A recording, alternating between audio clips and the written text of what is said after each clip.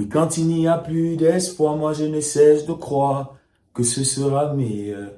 On est perdu dans le brouillard, on ne peut plus se voir. Mon Barça n'est pas peur. Moi je t'aime à jamais, mon cœur a parlé, mais je n'ai pu le faire taire. Comme de condamné, on va se retrouver à la fin de la Liga. Oui, tu es mon meilleur, tu es mon meilleur. Même dans la défaite, je garde le meilleur. Tu es mon meilleur, tu es mon meilleur. Même dans les matchs nuls, je garde le meilleur. Tu es mon meilleur, tu es mon meilleur. Même avec 0 trophée, je garde le meilleur. Voilà. Les amis, même si les choses sont en train de mal se passer en Liga, moi je garde espoir. Eh oui, je garde espoir. Oui, même si on va être à 7 points du Real Madrid ce soir ou demain, je ne sais pas trop, je garde espoir. Même si on est à 5 points d'Atlético Madrid, je garde espoir. Même si notre 3e place est menacée par Bilbao, je garde espoir. Dans les bons, dans les mauvais moments, Barça à vie. Même dans les matchs pourris contre Retafe, contre tous ces autres petites équipes-là, je garde le meilleur, les gars. Maintenant, je vais parler aux Madrilènes. Au lieu d'avoir honte, vous êtes là en train de passer vos bouches partout, vous commentez par-ci, par-là, le grand Barça est de retour, faut pas accuser l'arbitrage. Oh, vous aimez toujours accuser l'arbitrage.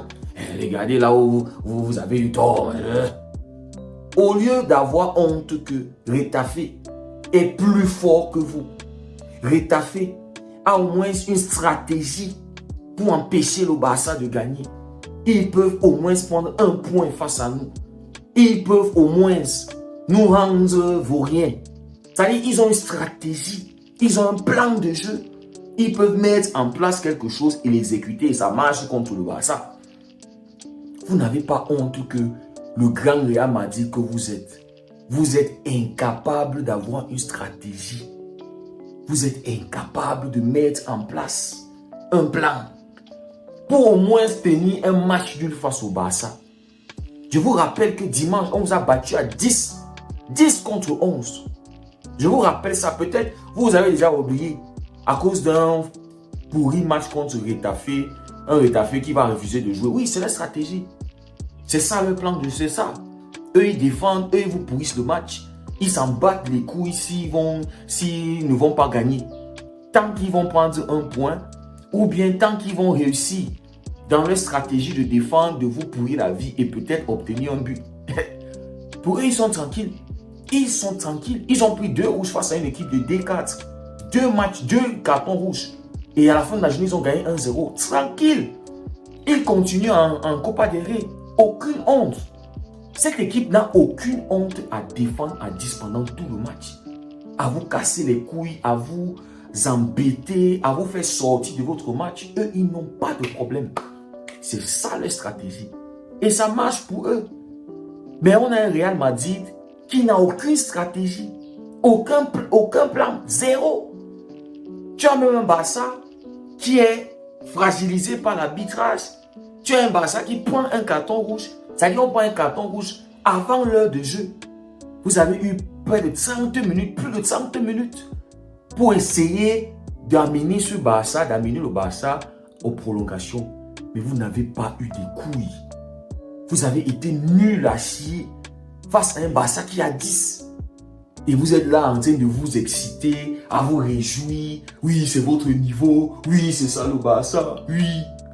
Mais vous devez avoir honte, les Madrilènes. Qu'une équipe qui ne joue aucun football, ils réussissent à obtenir un point face au Barça, à rendre les Lewandowski, les Rafinha, les Lamine Yamal, c'est-à-dire tous ces joueurs-là les rendre vauriens, les faire passer à côté de leur match. Mais vous êtes incapables. Vous êtes soi-disant la meilleure équipe du monde actuellement. C'est vous. Avec la Champions League que vous avez remportée, la Coupe intercontinentale que vous avez remportée, mais vous prenez 9 buts face au Barça. Vous vous faites humilier par ce Barça. Vous n'avez pas de stratégie. Carlo Ancelotti avait dit avant le match de dimanche que vous aviez étudié notre stratégie de la ligne d'hors-jeu et tous. En fait, vous avez étudié notre jeu et qu'il a mis en place une stratégie. Mais quelle était la stratégie? C'est que Mbappé devait marquer. C'était ça la stratégie. Sur une faute. Parce qu'elle est même discutable, ce but-là encore de Mbappé. On pouvait siffler la faute. Parce que Vinicius commet la faute. Mais bon, on a dit, bon, ça va, on laisse. C'est une faute, on peut minimiser. Oui, Mbappé a marqué. Et après, c'était quoi derrière? La stratégie, c'était quoi? De se prendre une raclée, de se prendre une humiliation dans une finale. Vous ne devez même pas ouvrir votre... Vous ne devez même pas parler, les gars. Vous ne devez même pas parler. Vous devez avoir honte de vous. Vous devez aller vous asseoir et réfléchir ce que vous valez vraiment. Vous êtes incapable d'avoir un plan de jeu, d'avoir quelque chose qu'on peut dire, oui, voilà ce que le Real Madrid voulait faire. Même si ça n'a pas fonctionné, voici ce qu'il voulait faire. Même si Retafe perdait hier, au moins, on sait qu'ils ont une stratégie. Le Barça pouvait avoir son penalty en fin de match et terminer ce match 2-1 et gagner. Mais à la fin de la journée, on connaît que Retafe, c'est la défense. Retafe, c'est des gars qui ne veulent pas jouer au football. Le championnat espagnol a normalement une réputation du beau jeu. Un football qui est plaisant à voir techniquement. Mais Retafe ne s'inscrit pas dans ce registre-là. Ce n'est pas leur problème. Si vous voulez jouer du beau jeu, ce n'est pas ça le problème.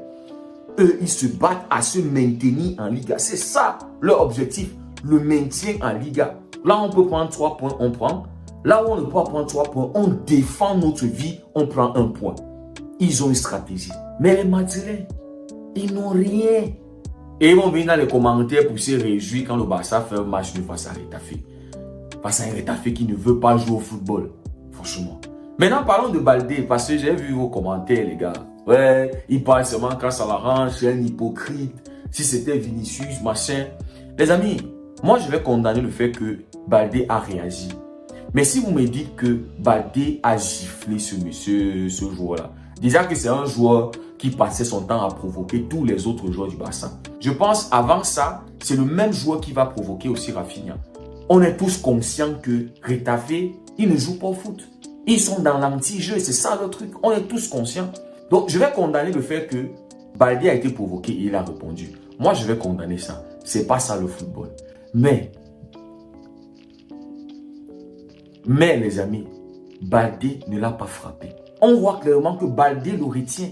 Baldé met la main. Baldé ne le frappe pas, les gars. C'est différent de Vinicius qui se lève et met les 2 mains. C'est différent, c'est complètement différent. Oui, je sais que vous les Madrilènes, vous allez dire que oui, c'est parce qu'on déteste Vinicius et machin. C'est pas ça. Vinicius a une réputation de réponse et de toujours se quereller à presque tous les matchs. Dès qu'il se sent indexé, tout son match va être bagarre sur bagarre sur bagarre. C'est déjà connu de Vinicius. Mais on ne l'a pas vu chez Baldé. Mettons de côté ce qui s'est passé hier avec Baldé. Quand est-ce que vous avez déjà vu Baldé dans une provocation? Être impliqué dans un truc pareil? Pourtant, Vinicius, presque tous les matchs, déjà cette saison, il y a déjà combien de matchs où Vinicius est impliqué avec tel joueur, avec tel joueur, avec telle équipe, avec tel supporter, avec. Vinicius, c'est déjà une répétition. C'est ça qui agace avec Vinicius. Mais pour un match où Baldé retient le joueur, vous dites que Baldé l'a frappé, Baldé l'a giflé. Les gars, vous connaissez ce qu'on appelle une gifle? Vous connaissez ce qu'on appelle une gifle, les gars? Regardez la main là. Vous connaissez ce qu'on appelle une gifle? C'est ça la gifle, les gars. Mais Baldé ne va pas placer sa main pour le dire que c'est quoi le problème. Et vous dites que Baldé, vous commencez à crier partout, Baldé, il a giflé. Si c'était Vinicius, on allait donner rouge. Oui, peut-être c'était Vinicius, on allait donner rouge. Parce que Vinicius, on le connaît pour ça. Donc, Baldé ne devait pas réagir, il devait signaler à l'arbitre qu'il y a tel joueur qui est en train de... Voilà. Moi, je condamne le fait qu'il réagisse comme ça. Mais sinon, les amis, en ce qui concerne le championnat, moi, j'ai espoir. Hein, même si le Real Madrid passe à 7 points. Moi, je garde espoir, les amis. Il y a pas mal de matchs. Il y a le match retour face au Real Madrid. Et voilà. Je garde espoir jusqu'à la fin. Jusqu'à la dernière journée. Parce qu'on peut toujours gagner le championnat en ayant tous les mêmes points. Mais là, le nombre de buts peut nous sauver à la fin de la saison, les amis. N'oubliez pas ça. Oui. Parce qu'on peut ne pas avoir plus de points que le Real Madrid pour gagner. Ou bien que Atlético. On peut tous se retrouver à la fin de la saison en ayant le même nombre de points. Parce que qui avait imaginé que les Ganes allaient faire tomber Atlético après 15 matchs. 15 matchs où vous n'avez pas perdu, les gars. Qui avait vu ça venir? Personne. Perdre 3 points. Et dans tout ça, avec-tu qu'ils avaient l'opportunité de prendre un point. Mais ils ne l'ont pas pris. Donc, moi, je ne vais pas baisser la tête et dire que voilà, la Liga s'est terminée, adios, comme je vois partout. Non, non, non, non, non. Moi, je ne vais pas, même si on a perdu énormément de points, on peut gagner la Liga en ayant le même nombre de points. Mais le fait que ce Barça est capable de marquer beaucoup plus de buts que ses adversaires peut nous aider à la fin de la saison, les amis. Il ne faut pas l'oublier. Le nombre de buts peut nous faire avoir l'avantage. Voilà. Je garde espoir. Quand il n'y a plus d'espoir, moi je ne cesse de croire que ce sera meilleur. Voilà. Les amis, merci beaucoup d'avoir suivi la vidéo. On se dit à très bientôt. Prenez tous soin de vous. Si le contenu vous a plu, n'oubliez pas de liker, de vous abonner, de partager. Ça fait énormément plaisir. Et que Dieu vous bénisse.